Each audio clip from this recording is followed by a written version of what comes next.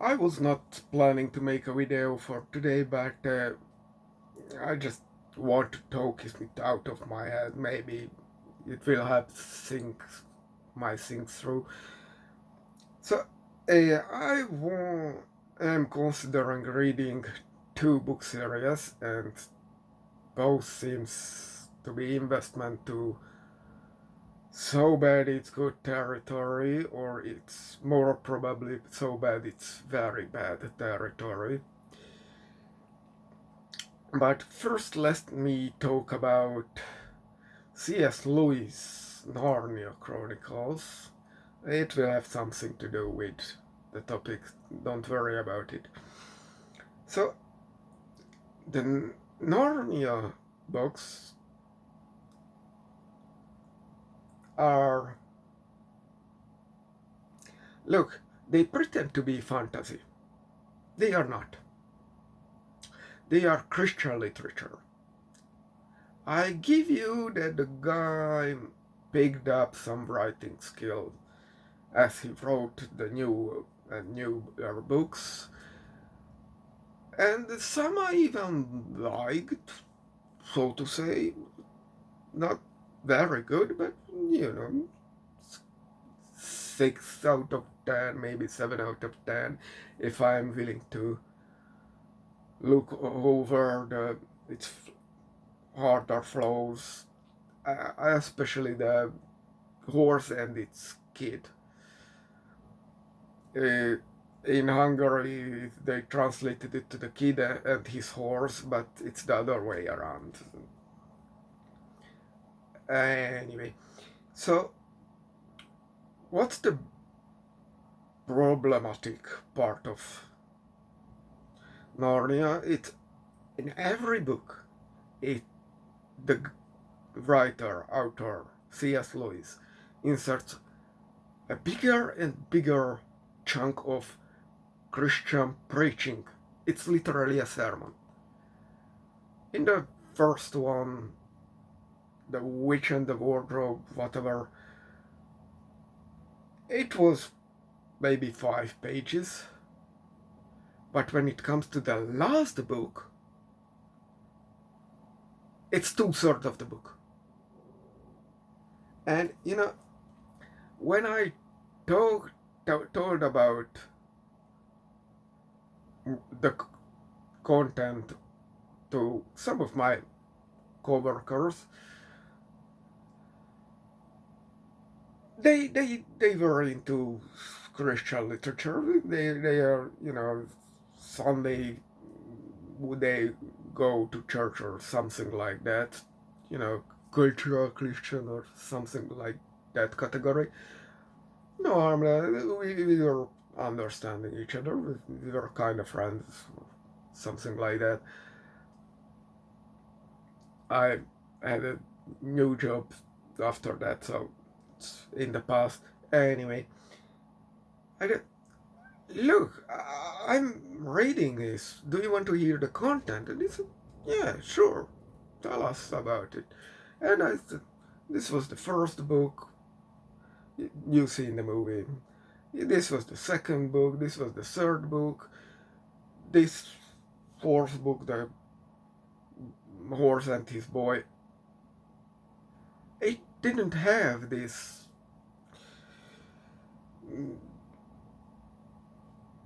from this world you fall into this other world and you go to adventure thing. There is an anime term I'm just slipping from my mind at this moment. There is absolutely nothing there, and it's better for it. Absolutely the best of the whole thing. So, fifth, sixth, and the seventh. And I tell them, well, the stories, we don't get the, these sort kids in that realm for a long while, and the last 2/3 of the book is just the rapture, where nothing really happens. It's just everyone is in heaven. whatever. But until that, the story starts like with a monkey, very obvious anti-evolution propaganda, who is very obviously the evil, angry atheist, doesn't believe in Aslan and directly abusing the system and so on and so on, and human sacrifices and all materialism and all that, and they were shocked. I'm that serious. They were shocked. Because C.S. Lewis is a well-recognized Christian writer. And, they had this, oh, Christianity is good, cloud in their mind. And they had to face that, what Christianity really is. So well, thank you. We disagree with that, and we will not read it for ourselves. Until the fourth, fifth, they were to, oh, we prepare, you convinced us, we will read this. And it's not, it's more of a, insight preaching, not outsiders, insiders sermon, whatever. Then there is the Wheel of Time. I read it, tried to read it twice, but there is no point. One, it is Christian propaganda again, but it works seamlessly as a fantasy series. But it has a crucial point. Why I brought up that the writer is Christian related. Because I very much bet it poisoned his writing. And, they recognized that there was parallel to Star Wars, I guess. But especially the first book's format is of Dune, and up to the third, fourth book, it's Dune, the story of Dune. We have the Bene Gesserit, the woman magicians, we have the Fremens living in the desert, the male warrior culture, and we have the every skill having protagonist, the chosen one on top of that. And we in the book we have as sick of an addendum as Dune. Seriously, half of Dune, the first book especially, is addendum with special stories hidden in that, like Tolkien's, Silmarillion or whatever collection, where he collected, his for his own sake. So that was not to be published. The Aragorn and the elf woman's love final stage, where the guy was dead and the elf woman just can't die ever because, and can't sail to west, and so on and so on, that kind of thing.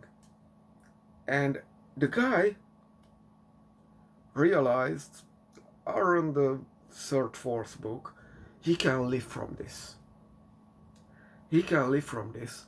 He realized, just like Warlord of Mars, they made that movie, Disney lost a couple $100 million on that, and or there was the guy who wrote Tarzan, or Michael Moorcock's Eric of Melniboné. They all realized they can write this and live from this until they die. So I guarantee you, Wheel of Time would not have an ending if the guy don't get cancer or whatever, and he knew he will die, and at least had the decency to write an outline so someone can write the books, because he knew that his books can, make a family fortune, not just for his own sake. It is also true for the um, Oz books. That guy also written just for the sake of money, into infinity. There was never an intended end for the story. Anyway, Wheel of Time falls apart. Or in the fifth, sixth book, if you follow the characters, their motivations, their characters, their actions, they fall apart. The story doesn't just tank and stagnates and doesn't move forward. It's literally breaking its characters. Characters jump from one motivation to the other, act entirely different from their own characters. It falls apart. You have no reason to read from that point. And without the ending, why had you read it anyway? And the ending is just God fighting Satan. Fuck you. Can't we come up with at least a generic evil and a generic good? Not this directly, explicitly, God versus Satan. For fuck's sake, you know why Lord of the Ring works? Sure, Tolkien was a Christian. He wrote Silmarillion or whatever, which is explicitly Christian. Lord of the Rings is secular. Sauron is not the devil. Gandalf, or whoever, is not God. Or an angel or whatever. No. Lord of the Rings, the one published book of Tolkien, and of course he had the Hobbit and all that, we know that. But he did not publish Silmarillion for a good reason. He knew it does not sell, because it is Christian literature, not fantasy. Anyway, where was I heading?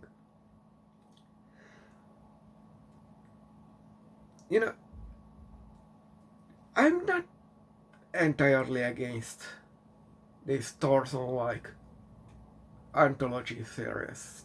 Every book you can read independently and even out of order if you want. It doesn't change much. There is maybe a flimsy connection in the character. It ages or develops friendships or whatever. But that's minuscule things. And that can happen. Look at the Hawk&Fisher series. That's two city guard doing investigations in the city of Haven, which is entirely corrupt, just for the twist, to subvert the expectations. It's actually coming from a previous book, Under the Blue Moon, which was an explicit conversion of fairy tales, where the dragon is good, where all the tropes are twisted, but it's still a fairy tale story. The good wins, the evil dies, all that. Great story. Around 500 pages or so, unlike the Hawk&Fisher books, which are 100, 200 at most. And from there, he took out the protagonist and sent them away because there was good reasons. Maybe one time I will talk about it. And it was fine. It was a flimsy excuse, and sure, he wrote these for money or until he gets a better idea, and he did get a better idea. There is a conclusion for that series. when the two guard leaves the city in the end and returns home, and they deal with the problem that occurred since they left. Great story. Now, why I'm talking about this? One of the areas I'm considering is LightLark. The title is very obviously on the level of Aragon, which is just one letter changed from dragon. The protagonist has a dragon. You are very clever. Here, LightLark, light dark. Genius. Of course, this also was written by a teenager, just like Aragon. We have the common, and it is not very good, just like Aragon. I don't know if she developed her writing skills, but as far as I could look it up, well, look, the first book is about some kingdoms and aristocrats sent to an island to duke it out, you know, Hunger Games style because of some curse or whatever. Great. Then, of course, when that's done, the second book has, you know, some aristocrats, some people don't like the new status quo, so there is a rebellion. That's good. We are dealing with this assembly of kingdoms. But in the third book, the protagonist goes into a whole other realm. Why? So it devolves into an anthology. And I want you to read the back text of the fifth yet unreleased book. It will be out this year, I guess. It is the second to last book in the LightLark series, and I couldn't be more thrilled you have in your hands now, even if you might want to get the tissues ready. You find out which love interest has more of Isla's heart, the protagonist's woman. She has two male Carter, and you get the biggest plot twist in the entire series.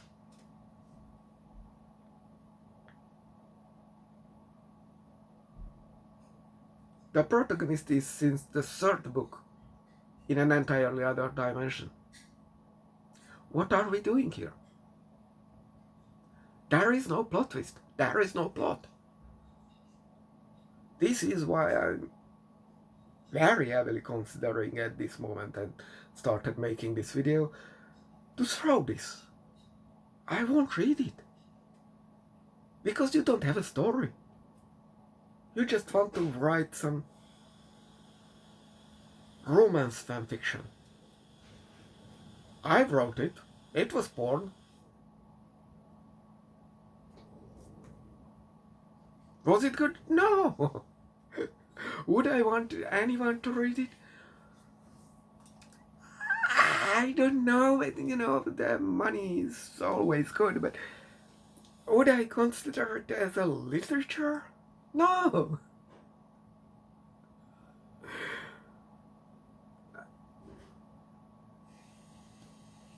It's just thirsty writing.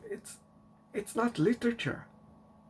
And the other is Malazan The Fallen. I don't know why I even consider it. It's 10,000 pages or more. That already tells you this is shit. I am yet to see a book that is longer than 500 pages. 500. And is good. Because I'm yet to see it. If you wrote more than 500 pages, I can cut your book. The story will lose nothing, and the book will be better off it. I guarantee. Absolutely guarantee it. You are wasting everybody's time. 10,000 pages. And you know what they tell you? Those who read it, no one read it. Absolutely no one. They listened it in audiobook, although it is famous that you can't understand jack shit. because you start in the middle of some action and situation, political and everything. And it's full of special vocabulary and a trillion characters. They told that in one of the books there are 120 POV character. That's not normal. That's bad writing. No one can tell you what happens in it. Every review of it is spoiler free. Because I guarantee you, no one knows a single thing what's in those books. And it wouldn't be the first book that is written not for be read, not to be read. There are absolutely books that are written just to show them, or just to be written, not to be read, but to be written. Leading example. I heard about this book not once. It is written using 60 languages and a fictional one. You know what I say? That is not a book that is written to be read. It is written to be written. Because fuck you.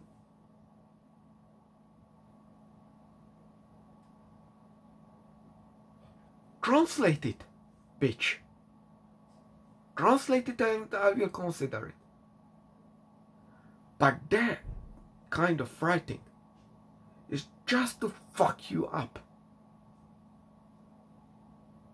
It's just to say, you achieved this writing. Not that you were written, not that you were successful. You were successful to annoy anyone who tried to read your stuff. To show the critics that critic this asshole. You are the asshole. Writing 10,000 pages with 500 POV characters. It's not good writing. It's not even style. No, it's bad writing.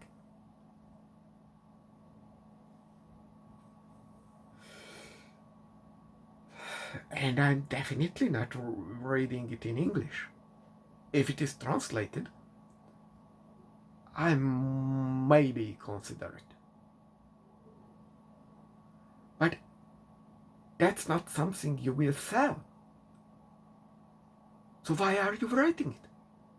Just to show that you can write it. It's not for sale.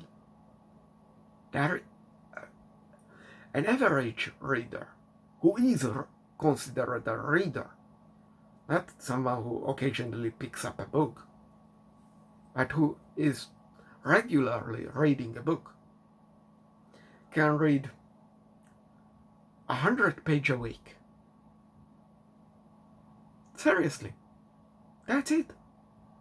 100 pages a week. 10 to 15 pages a day. That's it. And you won't, because that's it. Every fucking review of Malazan The Fallen, that you should read this 3 times. 10,000 or plus pages. Are you fucking kidding me? Are you seriously fucking kidding?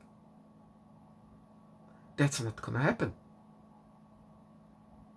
So who is your target audience? Those who put it on the shelf. Maybe listen in audiobook and will remember jack shit from it. Those people who you paid for to listen it in audiobook. So you have hype.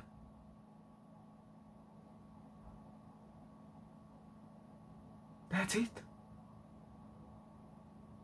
And I'm considering reading it just to see what's the hype about. Because I doubt it worth anything. And I want to drag it down